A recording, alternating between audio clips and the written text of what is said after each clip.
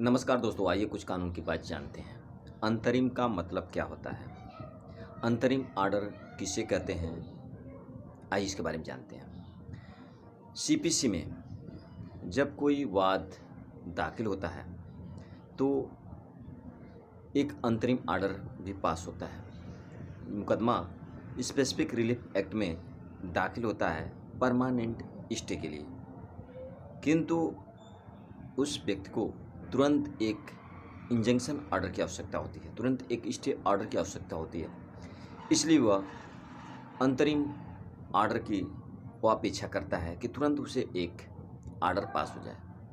जब कोई मुकदमा दाखिल होता है तो वो गुण दोष के आधार पर फाइनल स्तर पर निर्णित होता है, उसे फाइनल ऑर्डर कहा जाता है। किंतु मुकदमे के दौरान वादी कुछ उसमें एक ऑर्डर चाहता है कि मुकदमा का फैसला जब होगा तब देखा जाएगा, किंतु उसे आज तुरंत स्टे की आवश्यकता है, नहीं तो उसकी जो संपत्ति की स्थिति बदल जाएगी, प्रतिवादी उसको बदल देगा।